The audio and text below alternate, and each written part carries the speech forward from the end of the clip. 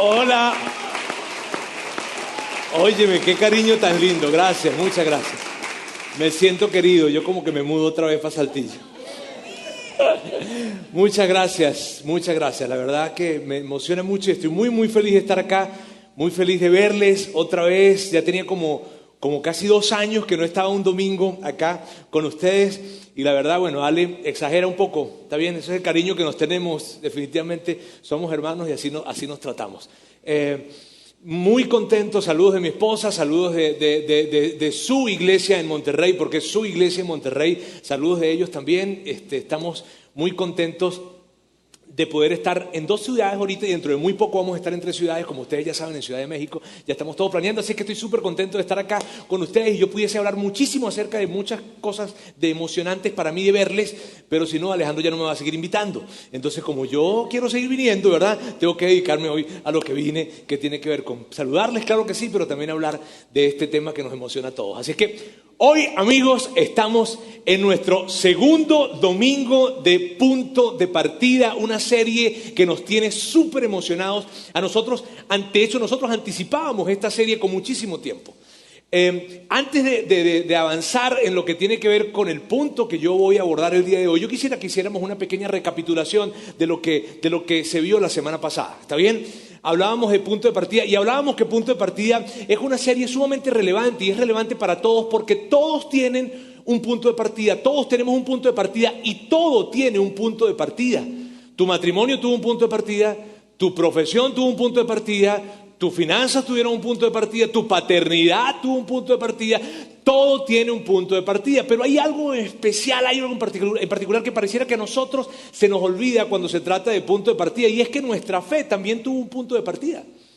Yo he escuchado a algunas personas que dicen, bueno, Roberto, yo nací en la fe cristiana, o yo nací en la fe católica, o yo nací en la fe judía, o yo nací en este tipo de fe, en fin. Ciertamente naciste en una familia en la que se practicaba cierto tipo de fe, ¿está bien? Pero en términos del inicio de tu fe tuvo un punto de partida también. Y para la gran mayoría de nosotros, el punto de partida de nuestra fe estuvo en la infancia.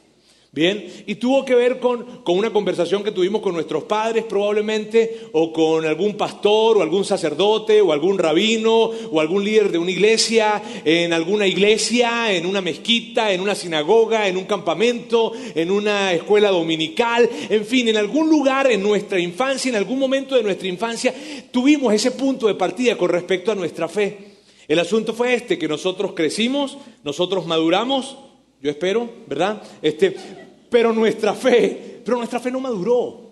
Y entonces fíjense bien lo que pasó, que cuando llegamos a la adultez, con la adultez llegaron preguntas de adulto, pero cuando tratamos de contestar esas preguntas de adulto, las contestamos con respuestas infantiles. Y esa respuesta infantil con respecto a nuestra fe no soportó el rigor de la pregunta de adulto. Y lo que sucedió es que la fe se debilitó. Nuestra fe se debilitó, la fe de algunas personas se debilitó y en algunos casos inclusive la fe vino para ser eliminada por completo. En otros casos, ¿sabes lo que sucedió? En otros casos lo que sucedió fue que como veíamos que nuestra fe, esa fe que tuvimos y que formamos desde pequeños, no soportaba el rigor de la pregunta de un adulto, entonces evitamos hacernos preguntas, evitamos hacerle preguntas a nuestra fe que tenían que ver con la vida adulta. Empezamos a tomar decisiones sin tomar en cuenta nuestra fe. ¿Por qué? Porque veíamos que nuestra fe no tenía la suficiente robustez para contestar esas preguntas de adulto. De hecho, en algunos casos dijimos como que mira, mejor no le rasques mucho, no le metas mucho, no le muevas mucho, porque si le sigues moviendo, probablemente te vayas a encontrar con la cruda y difícil realidad de que tu fe no es muy robusta y de que lo que creíste desde pequeño como que no es verdad. Y entonces lo que sucedió fue que dejamos de hacerle preguntas. La fe dejó de ser relevante para nosotros y nuestra fe se debilitó. Y eso fue lo que pasó. Porque desde pequeños nos decían esto. Algunas personas desde pequeños nos decían que Dios era bueno y que Dios amaba a los niños. Pero cuando crecimos y cuando nos hicimos adultos, empezamos a ver algunos niños que pareciera que Dios no amaba. Por tanto, abandono, violencia, enfermedades. Nos enseñaron que Dios sana. Eso nos enseñaron. Pero cuando llegamos a la adultez, vimos que había algunas personas que Dios no las sanaba. Había algunas personas que que pedían y pedían y pedían, y probablemente personas cerca de nosotros, y que pedían y pedían y pedían por sanidad, pero la sanidad nunca llegó. Y entonces ese tipo de razonamientos empezamos a tener en nuestra mente y nuestra fe entró en conflicto. Y tu fe probablemente cayó en un cortocircuito porque el razonamiento de adulto lo estabas enfrentando con una fe infantil. Y por eso es que nosotros hemos decidido hacer esta serie. Porque lo que hemos dicho es esto. Lo que hemos dicho es que todo adulto llega a un momento en su vida en donde necesita un nuevo punto de partida en su fe. Porque ya son muchos los funerales que hemos asistido. Ya son muchos los retos que hemos tenido como familias, como matrimonios, como padres. Y entonces necesitamos un nuevo punto de partida de fe que tenga sentido. Y que tenga sentido para que ese nuevo punto de partida de fe que estamos tomando se construya sólido y que pueda contestar las preguntas que como adultos tenemos. De eso es lo que se trata esta serie. Y por eso estamos haciendo esta serie. Y en esta serie, fíjense bien, vamos a hablar a lo largo de esta serie, vamos a hablar de muchos temas que tienen que ver con la fe cristiana. Y permítame explicarme, la fe cristiana, decimos fe cristiana en términos generales, no iglesia cristiana. Fe cristiana, que tiene que ver con la iglesia católica, iglesia cristiana y toda agrupación u organización que tenga que ver con personas que se declaren seguidores de Jesús. Bien, entonces vamos a hablar a través de esta serie y va a ser increíble. De hecho, utilizábamos una frase, la semana pasada utilizábamos esta frase, vamos a ponerle cerebro a nuestra fe. ¡Wow! Eso es increíble, por eso me encanta esta serie. De hecho, la semana pasada terminábamos con una pregunta que era ¿quién es Jesús? Y esa pregunta no la hemos contestado, la vamos a contestar a lo largo de esta serie, pero les puedo asegurar que esta serie representa para cada uno de nosotros y puede representar mucho para ti lo que tú tanto estabas necesitando, que era poder ver que tu fe realmente es robusta, realmente puede soportar los rigores de la vida adulta. Y hoy yo tengo que hablar de una palabra que es una palabra que siempre sale a flote cuando hay una conversación religiosa, siempre sale a flote. Es una palabra que si tú creciste yendo a la iglesia, independientemente de qué tipo de iglesia ibas, esta palabra te lo puedo asegurar que tuviste que haberla escuchado muchísimas veces. Y es la palabra pecado.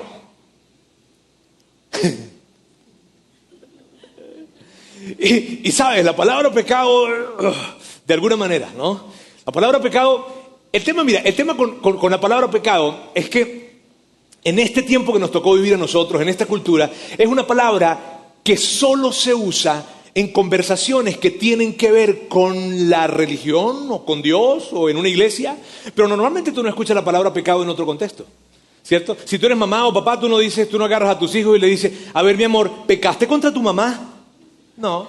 Si tú eres un hombre de negocios, tú no agarras a la gente en la oficina y le dices, amigos, o a los muchachos en la oficina, no, muchachos, pasen por la oficina un momentico que necesito hablar con ustedes de algunos pecados que están cometiendo.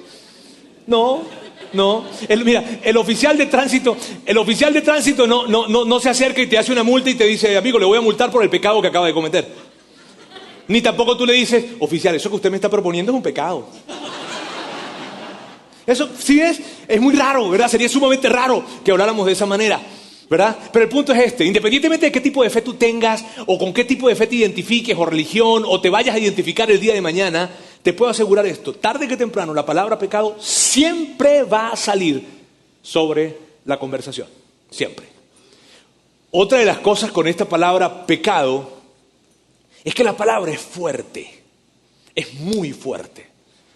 Si tú reconocieras y dijeras algo como esto, yo he pecado.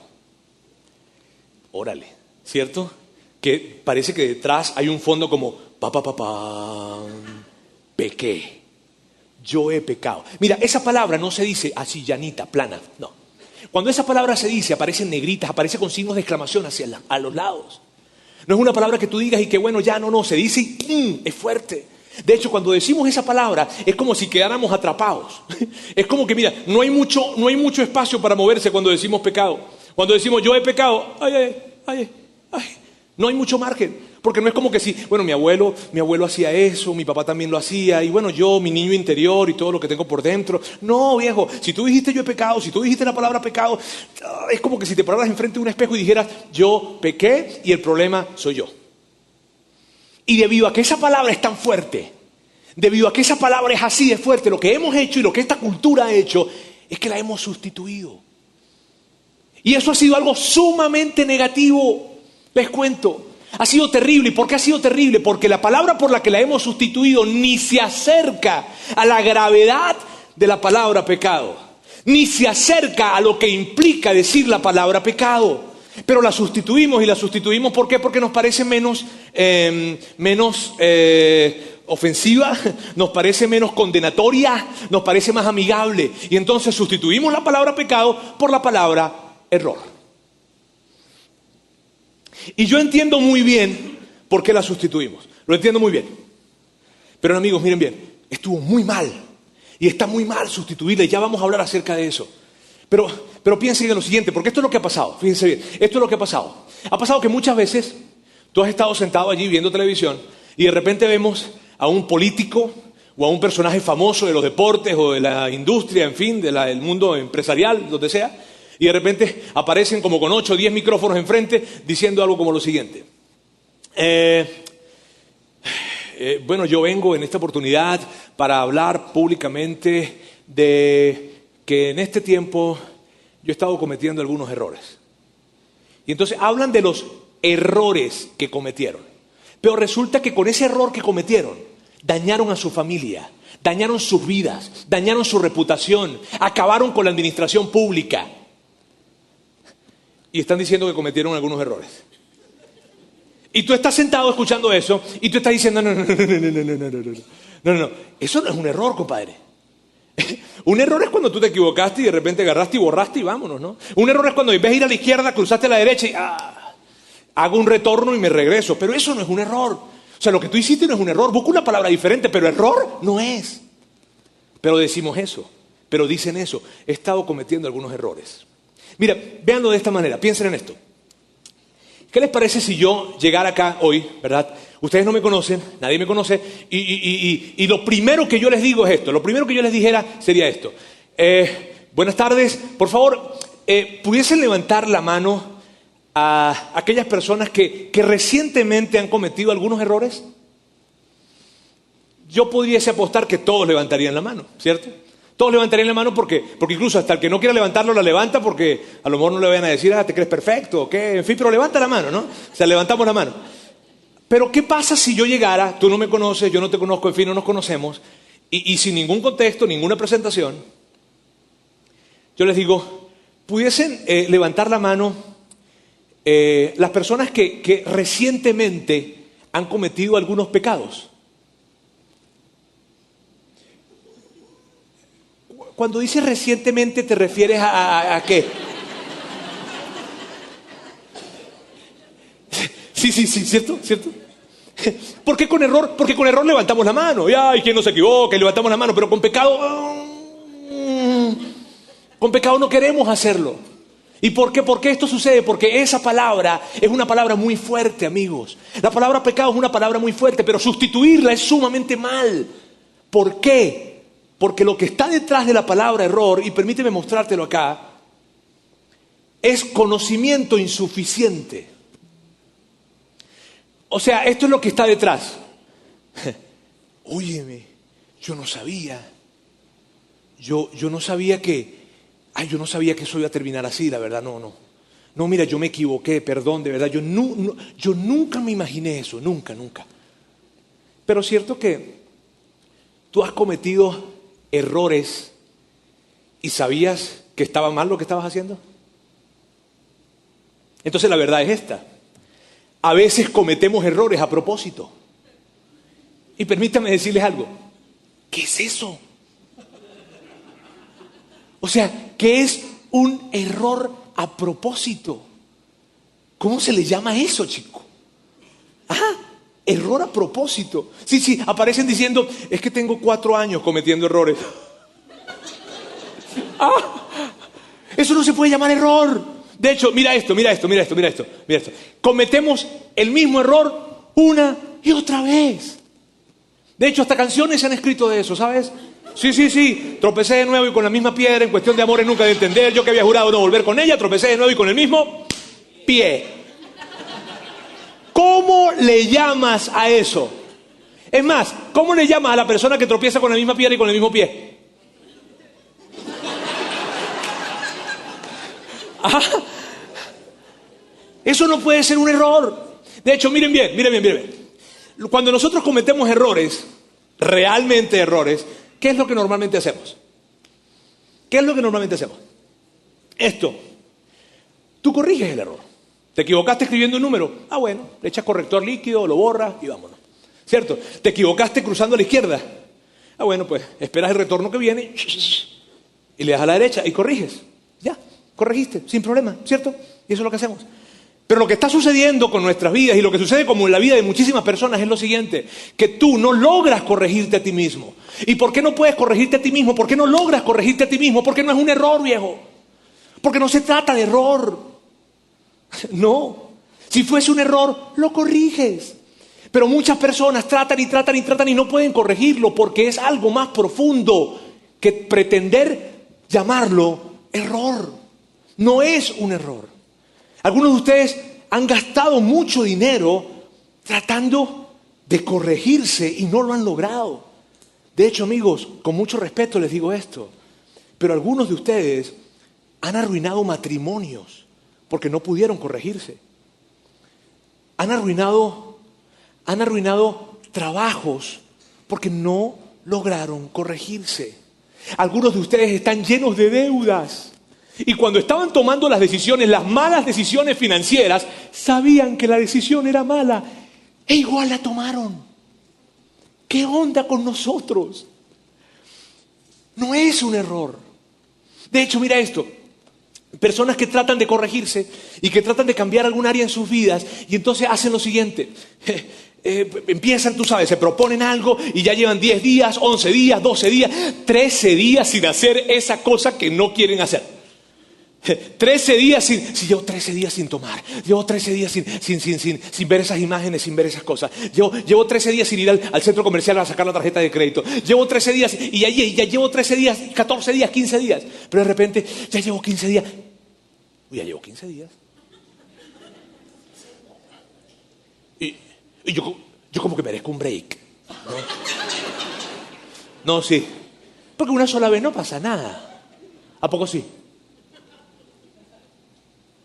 ¿En qué estamos pensando?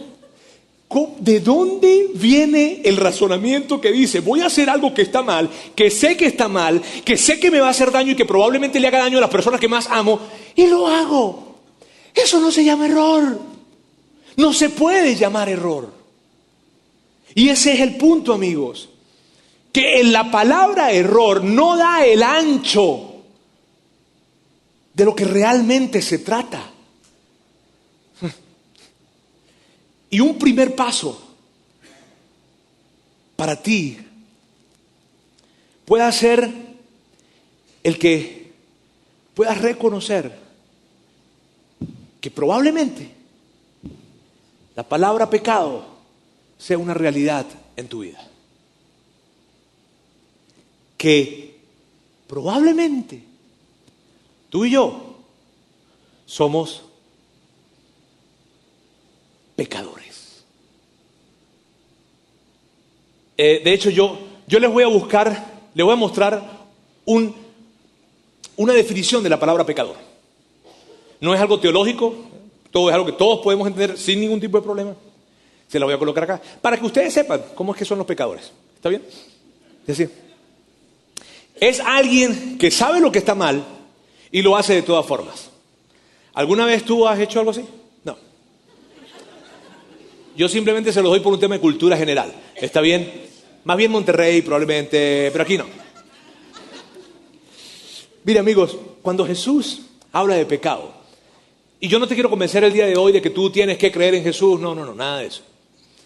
Simplemente lo voy a mencionar por si acaso hay una persona aquí en el auditorio que dijo, ¿y Jesús habrá hablado de pecado? Sí. Y cuando él habló de pecado, es súper interesante. Yo quiero que estés bien atento con esto. Porque cuando Jesús habla de pecado, él lo habla en un contexto de relaciones. Y lo que Jesús habla con respecto a la palabra pecado es algo que tú y yo ya hemos descubierto por nuestra propia experiencia. ¿Qué es lo que habla? ¿Y qué es lo que hemos visto? Que el pecado rompe las relaciones. Cuando el pecado está presente, las relaciones se rompen. Y si de alguna manera, cerca de ti o en tu vida, ha existido una relación que se rompió o que se ha roto, ¿es porque tú hiciste algo que no estaba bien? ¿Es porque la otra persona hizo algo que no estaba bien? ¿O porque ambos hicieron algo que no estaba bien? Y por esa razón Jesús habla de pecado, y quiero que lo veas de esta manera. El propósito de Jesús cuando habla de pecado es la restauración, no la condenación. Miren, amigos, muchos de ustedes resisten la palabra pecado porque creen que cuando alguien va a hablar de la palabra pecado, los está metiendo en una conversación que al final lo que quieren es condenarlos. Pero no es el plan. Pero Jesús, cuando habla de la palabra pecado, Él la habla porque al final del camino lo que Él quiere hablar es de restauración, no de condenación. Y es increíble eso. Es como que Jesús diciendo, miren bien, es necesario que hablemos de pecado. ¿Por qué? Porque los quiero condenar. No. ¿Por qué? Porque mi plan es restaurar, no condenar. ¿Restaurar qué, Roberto? Tu relación con Dios. Mi relación con Dios. Hay una relación que no está bien y que Jesús quiere que pueda ser restaurada, que Dios quiere restaurar. Y para eso es necesario hablar de la palabra pecado. Y por eso, miren bien, amigos, por favor, por eso Jesús sabía esto. Jesús sabía que si tú y yo seguimos pensando en términos de errores, jamás vamos a tener la actitud correcta para buscar eso que necesitamos para ver nuestra vida restaurada. Si seguimos pensando en términos de errores. Y tú lo sabes. Mira, yo no he venido a decirte algo nuevo, tú lo sabes, tú ya lo has vivido. Tu esposo o tu esposa cometieron algo muy malo contra ti. Muy malo, muy malo, muy malo. Y entonces tú lo descubriste o tú la descubriste. Y vas a hablar con ella, con él, y le confrontas. Y de repente él se te queda viendo y te dice, perdón. No, cualquiera se equivoca. Perdón. Yo no sabía hasta dónde iba a llegar eso, perdón. ¿Por qué ese perdón no alcanza? ¿Por qué con ese perdón tú no puedes restaurar esa relación? ¿Por qué? Descubres a tus hijos haciendo algo que tú les dijiste que no debían hacer. Le dijiste, tú no debes hacer eso, y lo terminan haciendo. Y entonces vas y hablas con ellos, los descubres, los confrontas, y ellos te contestan, ay, perdón, ya, mamá, perdón, tío.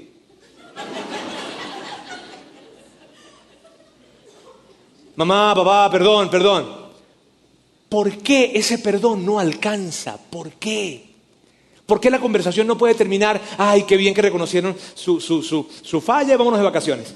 ¿Por qué? ¿Por qué no? ¿Por qué? Porque la única manera de que una relación pueda ser restaurada después de que eso haya pasado es porque esa persona te mira a los ojos y te dice, perdóname por favor porque la regué. Perdóname porque lo que hice no fue algo pequeño, fue algo grande, te dañé. Perdóname y no tengo ningún tipo de justificación, ¿vale? Por favor, perdóname. Y entonces tú dices, ok, ya estamos avanzando entonces. ¿Cierto? Y ese era el punto de Jesús. Mira, el punto de Jesús era llegar y hablar con la humanidad y hablar contigo y hablar conmigo y decirnos, tu Padre Celestial quiere que las cosas entre tú y Él estén bien. Tu Padre Celestial quiere que la relación se restaure. Por lo tanto, por favor, reconoce que eres un pecador y vas a ver el increíble amor que Dios tiene para ti. Eso es lo que quería hacer Jesús y eso fue lo que hizo. De hecho, lo hizo de una manera tan increíble. Mira, Jesús estaba hablando de pecado. Y cuando hablaba de pecado, en esa oportunidad específica, mira bien, porque Él quería hacer que los que lo escucharan reconocieran que eran pecadores, ¿está bien? Entonces Él llega, esa gente Él no diluyó la palabra pecado, no la diluyó, la llamó como tenía que llamarla, con ese propósito. En una oportunidad, con esas personas que estaba hablando, ellos tenían cierto estándar de comportamiento, hagan de cuenta que estaba por acá el estándar, ¿bien? Y llega Jesús y cuando les presenta un nuevo estándar, que era, sí, Cuando ellos escucharon lo que estaba diciendo Jesús, dijeron de una vez, no, estamos fritos. No, nosotros estamos condenados. No, es que no podemos. Con eso que él acaba de mostrar, ¿quién puede? No puedo. Y Jesús está escuchándolo probablemente en esto y ¿se sienten condenados? Sí. Sí, porque si te sientes condenado, estás reconociendo que eres pecador. Y eso es lo que yo quiero. ¿Pero por qué? Pero Jesús, ¿por qué quieres que nos sintamos pecadores? Porque Dios ama a los pecadores. Porque yo vine por los pecadores. Y si tú te reconoces pecador, quiere decir que yo vine por ti. Y eso me alegra. ¡Wow! El final de lo que Jesús tiene para hablar no es condenación. Es restauración. Y yo quiero que veamos cómo se dio o cómo se desarrolló esa conversación. Bien, que Jesús estaba teniendo con esas personas. Mateo es quien registra esta conversación y vamos a verlo acá. Porque les digo a ustedes que no van a entrar en el reino de los cielos a menos que su justicia supere a la de los fariseos y de los maestros de la ley. Mire, en este punto de la conversación ya ellos se sentían sumamente condenados, se sentían que estaban fritos. Ellos entendían un poquitico lo del cielo, pues más o menos entendían o no entendían mucho, pero bueno, la palabra suena chida y si existir el cielo existe, pues yo quiero ir. Está bien, pero no es porque sabían mucho acerca de eso. El punto es lo siguiente. Jesús les está diciendo a ellos, a menos que ustedes se comporten, su justicia, se comporten mejor que los fariseos y los maestros de la ley, ustedes están condenados. Y es importante que sepas esto, los maestros de la ley y los fariseos eran las personas que mejor se portaban. Eran personas que se les pagaba para que se portaran bien.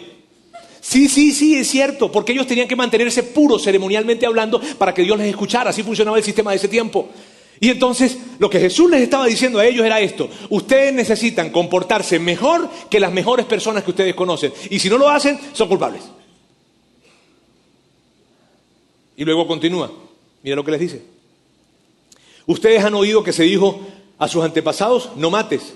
Y probablemente ellos estaban allí, sí, nosotros sí, eso no es nuevo para nosotros, Jesús. Es más, permítenos decirte que nosotros nunca hemos asesinado. No he terminado. Y Jesús continúa. Pero yo les digo que todo el que se enoje con su hermano quedará sujeto al juicio del tribunal. ¿Qué? Sí, mira. Si tú te enojas con tu hermano, vas a ir a un tribunal y vas a estar recibiendo el mismo juicio que un asesino. ¿Qué? No manches, Jesús. No puede ser. ¿Qué? Sí. Mira, si alguno de ustedes ha tenido algunos pensamientos, esos pensamientos que eventualmente llegan a convertirse en un asesinato, que yo sí le voy a decir sus 4 verdades en la cara. Es que ese sí me va a escuchar. Es que yo voy a... Si tú has albergado ese tipo de pensamientos en tu mente y te has imaginado diciéndole y gritándole, eres culpable. Y si tú crees que la cosa estaba complicada, mira esto. Ustedes han oído que se dijo, no cometas adulterio. Pero yo les digo que cualquiera que mira a una mujer y la codicia, ya ha cometido adulterio con ella en el corazón. Sí, los tipos que estaban ahí al lado, o sea, estaban ahí escuchando, miraron para un lado, miraron para el otro, a ver si estaba la mujer, y le dijeron, Jesús, ¿quién no ha hecho eso? Y Jesús sigue, y sigue, y sigue, y ellos se sienten tan mal y tan condenados en ese momento. Pero miren bien, amigos, el mensaje completo de Jesús, lo que buscaba era que ellos pudiesen entender, que el final no es condenación. Ese era el mensaje completo, que Jesús tenía que hablar de pecado y condenación porque había un fin. Y hablar de pecado y condenación es un medio, no un fin. Y así se ve. Va de pecado y condenación a yo necesito pedir perdón. A cuando alguien puede reconocer esto, que ha pecado y que está condenado, entonces su actitud no es que cometí un error. No, es, ¿sabes? yo necesito pedir perdón y entonces Dios te perdonará. El final de lo que Jesús tenía para hablar, el final de su mensaje es este: Dios te quiere restaurar, no te quiere condenar. Dios quiere que experimentes su increíble amor, su perdón, que es la experiencia más increíble que puedas tener. Y eso era lo que Jesús quería. Mira, la enseñanza más famosa de Jesús con respecto a esto, Él se lo da a un grupo de personas. Era una audiencia sumamente diversa, ¿saben? Muy diversa. Por un lado estaban personas que eran muy malas. De hecho, eran las personas más malas que podían existir. Y es interesante, pero ellos sabían que eran muy malos y les gustaba ser malos. Y tú puedes decir, sí, yo conozco a él. No, ok. Okay. Y por otro lado, estaban los fariseos y los maestros de la ley, que ellos habían diluido tanto el tema del pecado, que ellos creían que ellos nunca pecaban. Que por ahí un errorcito, pero pecado como tal, no, nunca. Y por eso no sentían la necesidad de ser rescatados o ser restaurados por Dios. Y como Jesús ve que ninguno de estos dos grupos entendían de lo que se trata este tema del pecado, entonces Él creó una historia. Y Él inventa una historia. Una historia que ustedes conocen, y es la historia del hijo pródigo. ¿Saben? Él creó esa historia. Y esa historia básicamente trata del muchacho que llega y le dice a su papá: bueno, papá, según la ley, según la ley que nos rige a nosotros, pues, para que tú me des a mí la herencia, pues tú te tienes que morir. Pero el asunto es que tú te estás tardando demasiado, papá. Y la gente estaba escuchando esa historia y estaban diciendo: ¿qué te parece el muchachito? La joyita esta. ¿Ah? Y sí, recuerdo, tuvo una historia que él inventó. Y entonces agarra y bueno, el papá le da la herencia, y ustedes ya saben la historia, ¿verdad? Se fue, despilfarró todo lo que tenía, y por allá cuando despilfarró todo el asunto, llegó el chavo y como que le cayó el 20, y dice: oye, me la regué, pequé, la regué, gacho, mal, en fin, y arma todo un discurso él para ir a dárselo a su papá, y decide regresar con su papá. Ahora es muy importante esto, que tú sepas, esta historia es inventada, y Jesús la crea para ilustrar y que ellos pudiesen entender de qué se trata el pecado. Porque las personas que estaban escuchando esta historia sabían que el padre en esa historia representaba a Dios y el muchacho representaba a una persona que estaba haciendo las cosas sumamente mal, que imposibilitaba el poder restaurar una relación. Y ellos entendían muy bien eso. Y yo quiero que tú estés muy atento con esto, porque el discurso que arma ese muchacho, realmente quien lo armó fue Jesús. Y las palabras que ese muchacho dice son palabras que Jesús colocó en la boca de ese hijo pródigo. Yo quiero que las veamos. El joven le dijo: papá, he pecado contra el cielo y contra ti, y ya no merezco que se me llame tu hijo. Mira, ese chavo no llegó y le dijo: oye, papá, ¿sabes qué? ¿Es que no sabes, papá? No, llegué y había una crisis económica, pero bruta. No, terrible, papá. El gasolinazo y el Bitcoin bajó, papá, y no te puedes imaginar. No, papá. Él no dijo eso. Él llegó y miró a su papá y le dijo: papá, pequé. Papá, ¿sabes qué? Pequé. Pequé contra el cielo y pequé contra ti. Y ya yo no merezco ni siquiera llamarme tu hijo. ¡Wow! Y es tan clave esto.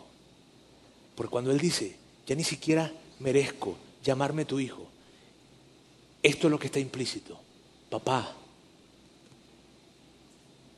nuestra relación se rompió. Y fue por mi pecado.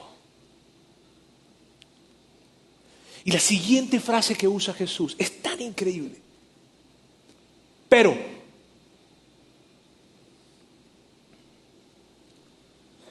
el Padre ordenó a sus siervos: pronto, trae traigan la mejor ropa para vestirlo, pónganle también un anillo en el dedo y sandalias en los pies. Y de repente alguien le dijo, oye, pero ¿y no le vas a preguntar qué onda, qué fue lo que hizo? No hacía falta. Pero no le vas a preguntar qué hizo con el dinero, qué hizo con la lana. No me importa. Pero ni siquiera estás enojado con él. No. Pero ni siquiera te vas a sentar con él a decirle, a ver, hijo, yo quiero que tú... No hace falta. No lo necesito. Yo lo único que necesito, o lo que necesitaba, era ver su cara, ver sus ojos y saber que él sabe que pecó. Y los detalles no me importan. Ese es Jesús. Ese es Dios. Y luego continúa. Es increíble. Luego dice, porque este hijo mío estaba muerto, pero ahora ha vuelto a la vida. Se había perdido, pero ya lo hemos encontrado. Así que empezaron a hacer fiesta. Pero él no estaba muerto, para mí lo estaba. Wow. ¿Y qué lo hizo vivir? Cuando pudo reconocer que él había pecado. En ese momento, la relación entre él y yo volvió a suceder. ¡Wow! ¡Wow! Me encanta. Amigos, el gran punto es este. Si tú consideras la fe cristiana, si tú consideras a Jesús, si tú consideras un nuevo punto de partida en tu fe, tú piensas que el pecado es pecado. Y tú no tienes problema en reconocerte como pecador, porque tú sabes que el fin de ese reconocimiento no es condenación, es restauración. Y así se ve. Reconocer el pecado es lo que pavimenta el camino hacia la restauración. Ese es el final. Y mira, yo no sé qué tú has pensado, ni sé qué te han dicho acerca de Jesús. Yo no lo sé. Yo no sé qué te han podido decir de Jesús, o no sé qué te han podido hablar de Él. Pero si te dijeron algo diferente a esto, si te dijeron algo diferente a que Jesús lo que busca es restaurar y no condenar, si te dijeron algo, si te hicieron sentir condenado, permíteme decirte esto con mucho respeto, pero con mucha autoridad, te mintieron. Porque el mensaje completo de Jesús no busca condenar, busca restaurar. Y la única manera, miren bien, tú sabes ese vacío que la humanidad siente, ¿sabes? El vacío que la humanidad siente que de una u otra forma siempre andan tratando de llenar. Con relaciones, con logros, con carreras, con deportes, con dinero, con lograr, en fin, con lo que sea. Esa carrera de búsqueda de más, eso, y que no logran terminar de saciarse, esa es la evidencia de que una relación se rompió. Y que la única manera de que esa relación vuelva a unirse es cuando nos acercamos a Dios y le decimos, soy un pecador. Y cuando Dios nos escucha decir eso, abre sus brazos.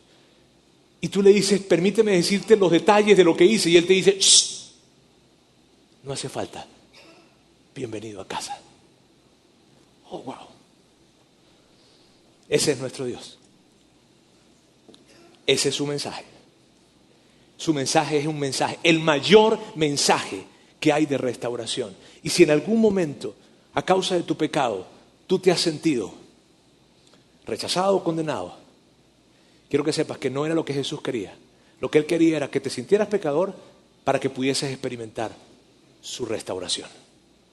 Y no le importan los detalles. A Él no le importan los detalles.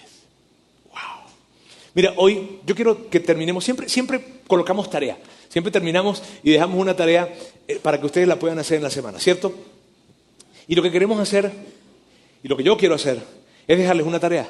Y es una pregunta que quiero que ustedes se hagan en sus grupos de vida. En los grupos de vida, cuando vayan a tener su grupo de vida esta semana, esos grupos pequeños que hacemos acá en la iglesia, si tú no tienes un grupo de vida, entonces tú sales y en tu carro te montas y hablas con tu esposa, con tu esposo, con tus hijos, con tu tío, con quien sea, y hablen acerca de esta pregunta. Y que esta semana tomen tiempo para hablar acerca de esta pregunta, y es la siguiente. ¿Te resistes a la idea de que eres un pecador? Y probablemente tú escuchas esto y tú dices, bueno, Roberto, después de este mensaje no me puedo resistir a esto. Pero me refiero a esto, me refiero a que después de que te vayas de aquí, después de que te vayas de aquí, ¿ok? Y que ya tú estés más tranquilo, con las emociones a un lado y digas, ¡ah! Ese venezolano me dijo pecador en la cara y no le dije nada. Cuando ya te caiga el 20 de este asunto, que tú puedas hablar y hacer esta pregunta, ¿te resistes a la idea de que eres un pecador? Y que medites y reflexiones en esa pregunta. ¿Por qué sí? ¿Por qué te resistes?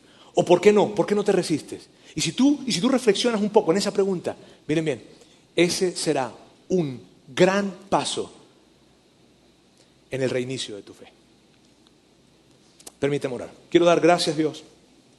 Gracias porque tú sabes, Dios, o sea, tú quieres perdonarnos, tú quieres restaurarnos, tú quieres que nosotros contigo estemos bien. Y como tú quieres eso, tú sabes que la actitud que nosotros necesitamos para experimentar ese perdón y esa restauración es la actitud que dice, soy un pecador y lo reconozco. Y tú no quieres que nosotros digamos eso para que nos sintamos mal. Tú quieres que nosotros digamos eso de corazón para que podamos experimentar tu amor. Gracias, Dios, porque hoy nos recuerdas eso. Y en este tiempo que estamos tomando tiempo para reiniciar nuestra fe, podamos entonces tener la comprensión correcta de lo que se trata la palabra pecado y por qué tú la nombras. Gracias, Dios, porque tu amor es increíble. Y tú nos amas a todos y lo que quieres es restaurar, no condenar. En el nombre de Jesús. Amén. Amigos míos, qué feliz que estoy de haber estado con ustedes el día de hoy. La siguiente semana no nos vamos a ver, pero esta serie continúa. Está bien, pero les prometo que dentro de unas 3-4 semanas vuelvo a venir. ¿Está bien? Que Dios les bendiga, los quiero muchísimo. Qué bueno verlos.